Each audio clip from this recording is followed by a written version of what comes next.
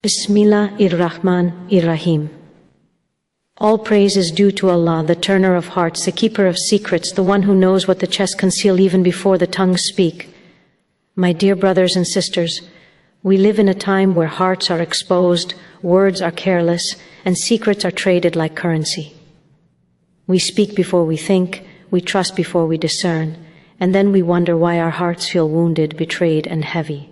Islam is not a religion that teaches us to live suspiciously, but it is a religion that teaches us to live wisely. The Prophet was the most sincere of people, yet he was also the most cautious with his inner world. Not every smile deserves your story, and not every listener deserves your pain. Allah in His mercy gave us guidance not only on how to pray and fast, but on how to protect our hearts. Today we reflect on 6 powerful steps that help us understand which 3 types of people we should never trust with our secrets.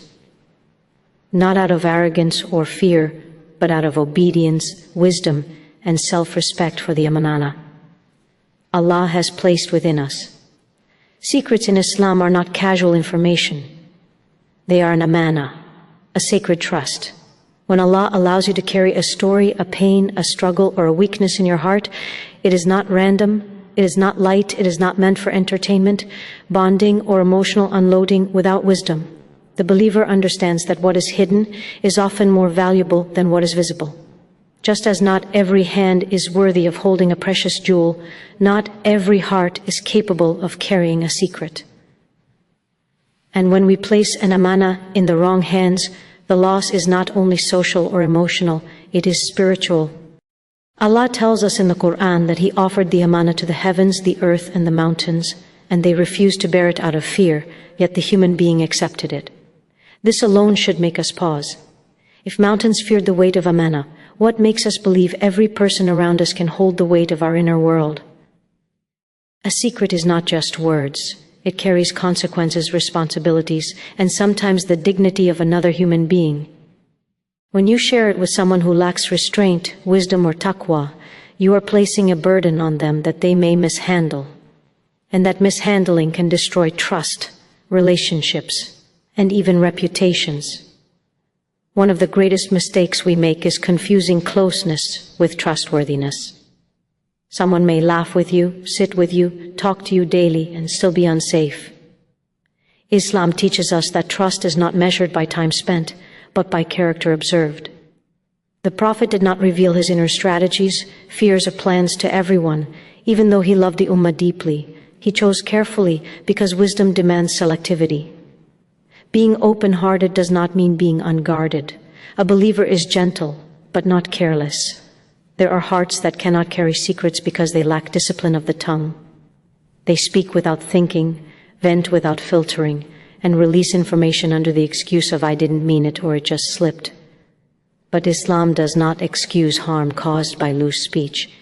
The Prophet warned us that a person may speak a single word without considering it, and it may throw them into the hellfire. If words are that dangerous, imagine the danger of entrusting sensitive truths to someone who does not fear Allah in their speech. A heart that does not tremble at accountability will not protect what you entrust to it. Another reality we must face is that some people enjoy knowing, not protecting. They collect secrets because secrets give them power, relevance, or emotional leverage. They may not intend harm initially, but when emotions change, conflicts arise, or jealousy enters, the secret becomes a weapon.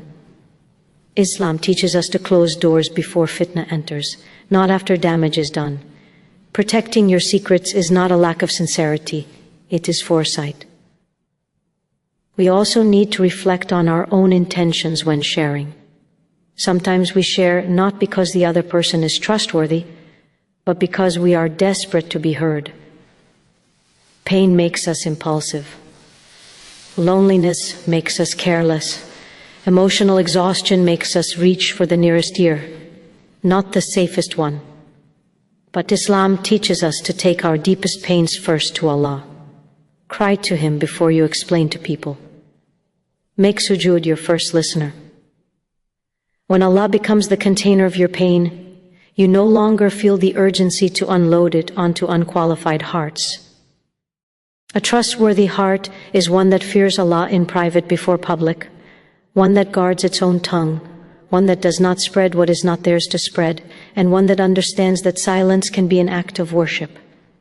Such hearts are rare.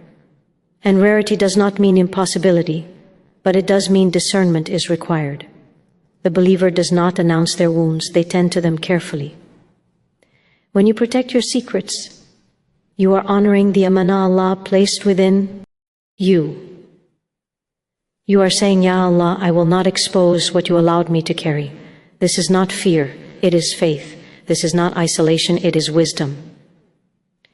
And when the time comes that Allah sends you someone worthy, someone whose heart is anchored in taqwa, you will recognize them not by how much they talk, but by how much they protect what is not theirs. Guard your secrets the way you guard your salah, because both are acts of obedience. In our relationships, one of the most dangerous misconceptions we hold is that trust is built on emotions. We assume that because someone feels close to us, understands us, or shares our experiences, they automatically deserve access to our inner world.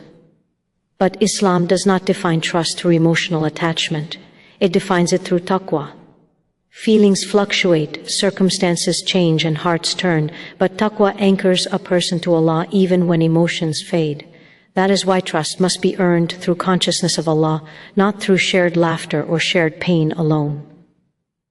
The Quran repeatedly reminds us that the most honored in the sight of Allah is the one with the most taqwa, not the one with the strongest connection to us. This principle reshapes how we evaluate people. A person may be kind, expressive, and emotionally available, yet when faced with temptation, anger, or pressure, they may sacrifice trust to protect themselves. Taqwa, however, acts as an inner guard. It restrains a person when no one is watching. It whispers accountability when the ego demands release. A heart that fears Allah will hesitate before exposing what was entrusted to it. Even if relationships strain or end, trusting someone with your secrets means trusting our relationship with Allah. Ask yourself not how they treat you when things are good, but how they behave when tested. Do they guard their speech? Do they avoid gossip even when it makes them socially irrelevant? Do they lower their voices when speaking about others? These are not small details. These are signs.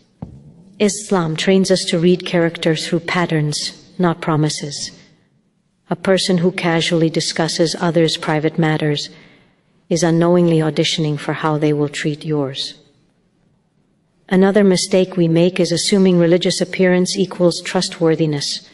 Wearing hijab, attending lectures, or speaking Islamic language does not automatically indicate taqwa. Taqwa is not performance, it is consistency. It shows up when no one is impressed, when silence is difficult, and when holding back brings no benefit except Allah's pleasure. This is why the Prophet warned us not to be deceived by outward actions alone, but to observe honesty, fulfillment of trusts, and truthfulness in speech. These qualities are the real evidence of taqwa. When taqwa is absent, secrets become vulnerable. A person without taqwa may rationalize betrayal. They may justify sharing by saying they needed advice, emotional support, or validation. But Islam does not allow harm under the banner of emotional survival. The believer learns to restrain themselves even when overwhelmed.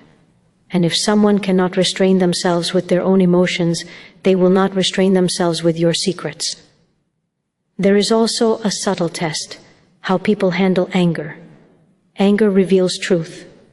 When someone becomes upset, do they lose control of their tongue? Do they expose what was once protected? Do they bring up private matters to win arguments? This is a serious red flag. A heart guided by taqwa fears Allah even in anger. It understands that winning a moment is not worth losing integrity. Islam teaches us to love people without surrendering wisdom. You can care deeply and still be careful. You can respect someone and still limit access. Boundaries are not un-Islamic, they are protective. The Prophet set boundaries, and through them he preserved trust and unity. Giving everyone full access to your inner world is not sincerity, it is negligence. When you choose taqwa as your measure for trust, you save yourself from regret. You stop oversharing with the wrong people and start investing in silence, reflection, and dua. You allow Allah to be your primary confidant, and people become secondary, chosen carefully and sparingly. True trust is not built in moments of closeness, it is built in moments of restraint. And the one who restrains themselves for the sake of Allah is the safest keeper of what your heart holds. One of the clearest signs that someone should never be trusted with your secrets is their relationship with their own tongue. Islam places enormous weight on speech because words are never neutral. They either elevate or destroy. A person who cannot guard their tongue cannot be trusted to guard your pain. This is not harsh judgment, it is Islamic realism. The tongue is the gateway through which secrets escape, intentions are exposed, and trusts are broken. The Prophet described the tongue as one of the most dangerous parts of the human body, capable of leading a person to Jannah or Jahannam. If someone speaks excessively, carelessly, or impulsively, it is not a personality trait.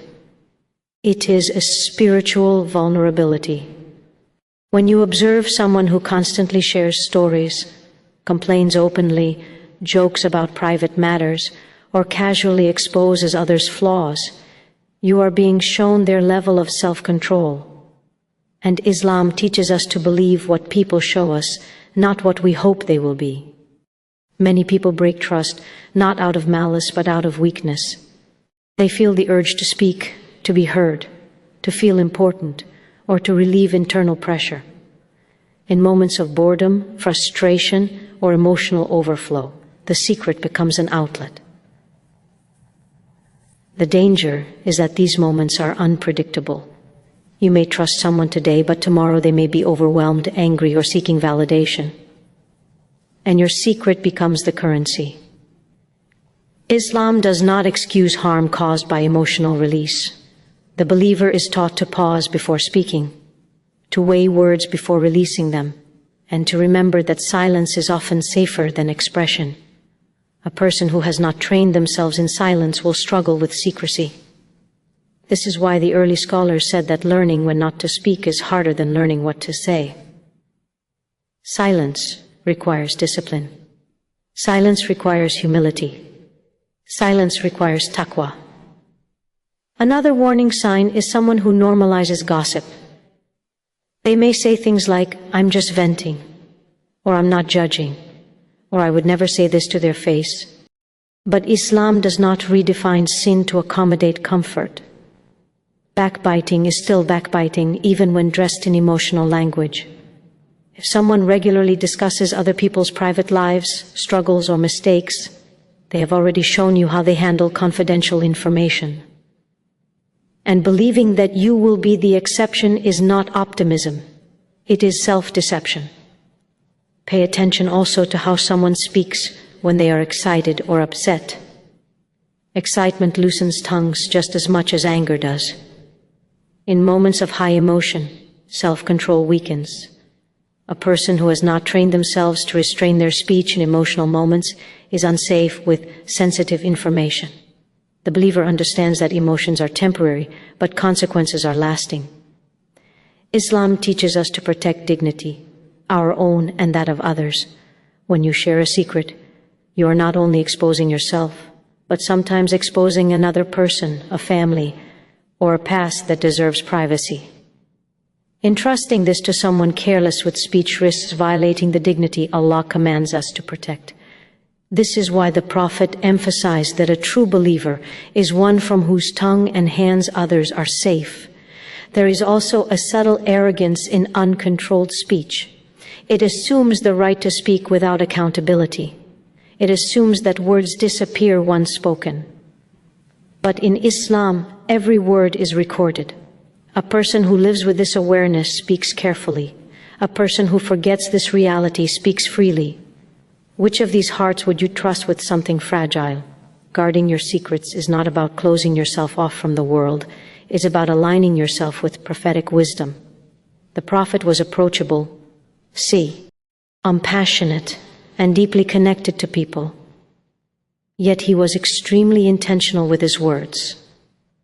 He taught us that restraint is strength, not weakness.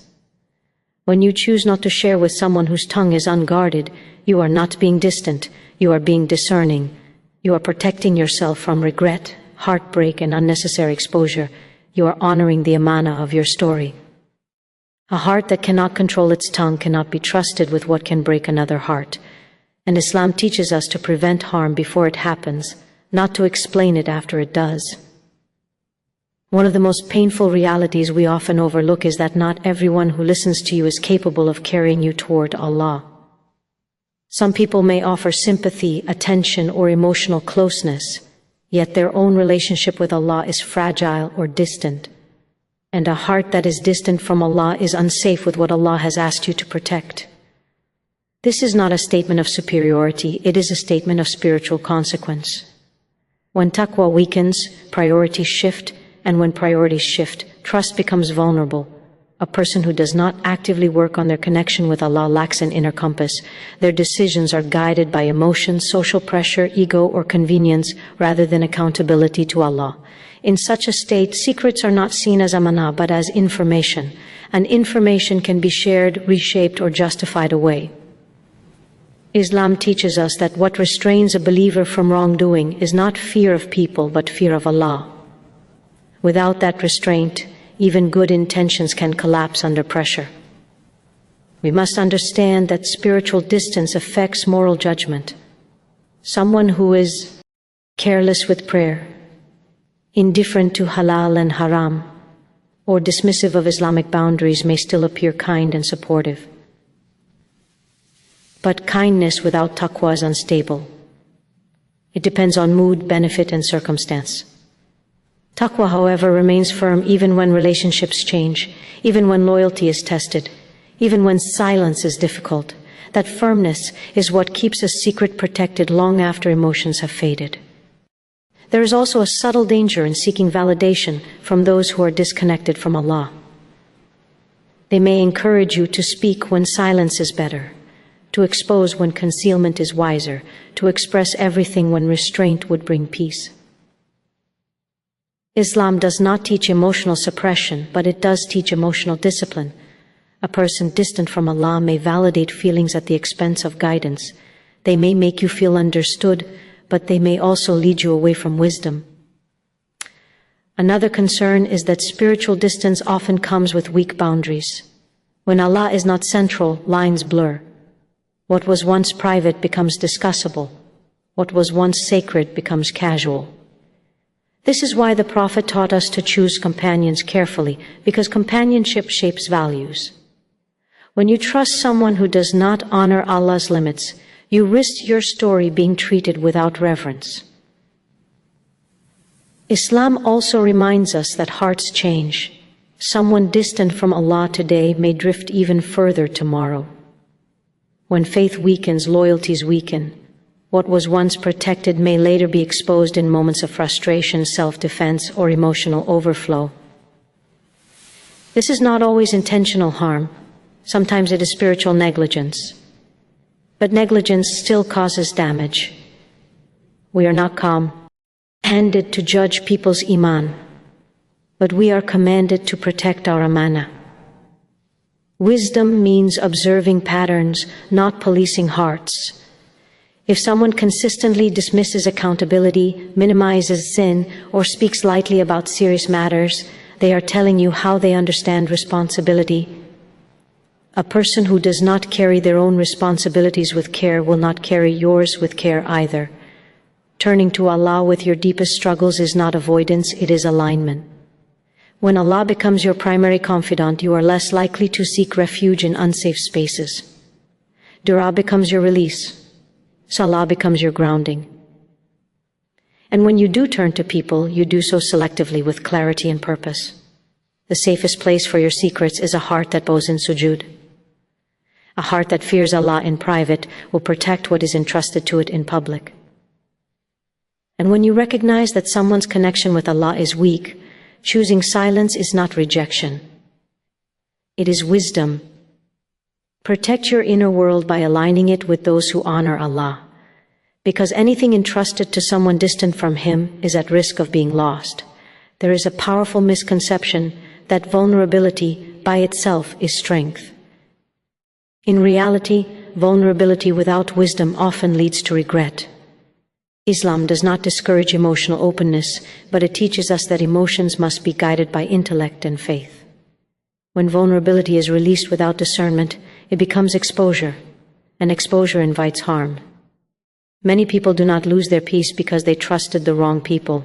They lose it because they trusted too quickly, too deeply, and without boundaries. Emotional vulnerability creates a sense of intimacy, and de-intimacy creates the illusion of safety. In moments of weakness, pain, or confusion, we crave understanding more than protection. We speak because we want relief, not because the listener has earned access. Islam teaches us to pause in these moments. Pain does not grant permission to abandon wisdom. The believer learns to feel deeply without acting impulsively. One of the dangers of emotional vulnerability is that it bypasses logic. When emotions are intense, discernment weakens. You may overlook red flags, ignore patterns, and justify behaviors you would normally question. A person may seem supportive in the moment, but support is not the same as reliability. Islam trains us to differentiate between temporary comfort and long-term safety. What feels good now may cost peace later. There is also a responsibility that comes with being emotionally open. When you share your inner struggles, you place weight on another person's heart. If that person is unprepared, immature, or unstable, they may mishandle what you gave them, not out of cruelty, but incapacity. Islam teaches us to protect others from burdens they cannot carry. Oversharing is not only risky for you, it can be unfair to them. Another reality is that emotions change faster than values. A person who feels close to you today may feel distant tomorrow. When vulnerability is shared without structure, it becomes dangerous. When relationships shift, words spoken in trust can later be remembered with resentment, jealousy, or misunderstanding. Islam prepares us for the impermanence of human relationships by teaching us to anchor our hearts in Allah first. Emotional vulnerability also creates dependency. When we rely too heavily on people to hold our pain, we weaken our direct relationship with Allah. Islam encourages us to pour our hearts out in dua, to cry in sujood, to speak to the one who will never misuse our pain. When Allah becomes the primary recipient of our vulnerability, people become secondary and selective. Boundaries are not barriers, they are safeguards. The Prophet had deep compassion, yet he maintained clarity in his relationships. He listened, supported, and guided, but he did not expose himself unnecessarily. His strength was not in how much he shared, but in how wisely he carried himself. Emotional discipline is a form of maturity that Islam strongly values. We must also reflect on intention. Why are we sharing? Is it for healing or for validation? Is it for guidance or for emotional release? Islam teaches us that intentions shape outcomes. When vulnerability is driven by a desire to be seen rather than a desire to be healed, it often leads to disappointment. Wisdom does not silence emotions, it channels them. It teaches you when to speak, when to pause, and when to remain silent. A believer learns that not every feeling needs an audience, and not every struggle needs to be explained. When vulnerability is balanced with wisdom, it becomes strength. When it is not, it becomes exposure. And Islam teaches us to protect our dignity as carefully as we protect our faith. Protecting your secrets is not selfishness, it is an act of faith. Many people struggle with guilt when they choose silence, as though withholding personal information means they are being dishonest, distant, or unkind. Islam corrects this misunderstanding. Silence, when practiced with intention, is not secrecy born of fear. It is obedience rooted in wisdom. The believer understands that Allah values protection over exposure, concealment over exhibition, and restraint over impulse. In Islamic guidance, protecting what is hidden is a sign of strength. Allah Himself conceals. He covers faults, shields weaknesses, and delays exposure out of mercy. When you guard your secrets, you are aligning yourself with this divine attribute. You are practicing a form of faith that says, Ya Allah, I trust you more than I trust people. This trust is not passive, it is conscious, disciplined, and deeply spiritual. Many people equate openness with sincerity, but Islam teaches us that sincerity lies in intention, not disclosure. You can be sincere with Allah while remaining private with people. You can be truthful without being transparent. The Prophet never encouraged unnecessary self-exposure. In fact, he warned against publicizing personal struggles and sins, emphasizing that Allah loves those who seek healing quietly and sincerely. One of the greatest harms of oversharing is that it transfers power. When too many people know your vulnerabilities, your peace becomes dependent on their behavior. Their moods, their ethics, their restraint, or lack of it, begin to influence your emotional stability. Islam teaches us to anchor power within ourselves through reliance on Allah, not scatter it among people who may mishandle it. Protecting your secrets is a way of reclaiming that power. There is also a spiritual dignity in privacy. When you keep certain matters between you and Allah, your relationship with Him deepens. Dua becomes more intimate. Repentance becomes more sincere. Healing becomes less performative and more authentic. Islam does not require an audience for growth. In fact, growth often flourishes in silence. We must also recognize that silence prevents regret. Words cannot be retrieved once spoken. Explanations cannot undo exposure. Islam teaches us to prevent harm before it occurs, not to justify it afterward. When you choose silence, you are choosing peace over momentary relief. You are choosing long-term stability over short-term validation. Another aspect of faith-based protection is emotional independence. When you no longer feel obligated to explain yourself, defend your choices, or narrate your struggles, your heart becomes lighter. You begin to live for Allah's approval rather than human understanding. This shift is transformative. It frees you from the exhaustion of constant disclosure and the anxiety of being misunderstood. Islam also teaches us that not everyone deserves access to every version of you. People meet you at the level Allah allows, not at the level you force. When you guard your inner world, you allow Allah to decide who is worthy of deeper access. This is not arrogance, it is submission to divine wisdom. There is immense reward in patience, and silence is a form of patience. Holding your tongue when you want to speak, restraining your heart when it wants to unload, and trusting Allah when you feel unheard are all acts of worship. The believer understands that Allah sees what people never will, and that is enough. Protecting your secrets also strengthens your self-respect. When you value your own story, others are less likely to misuse it. When you treat your pain as sacred, it becomes harder for others to trivialize it.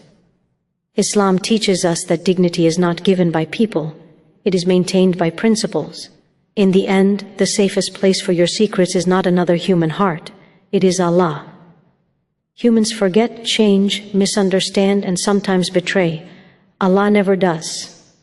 When you entrust your deepest truths to Him, you lose nothing and gain everything. Guarding your secrets is not isolation, it is elevation. It is choosing faith over fear, wisdom over impulse, and peace over exposure. And that choice, repeated consistently, is one of the most powerful steps towards spiritual strength and emotional security.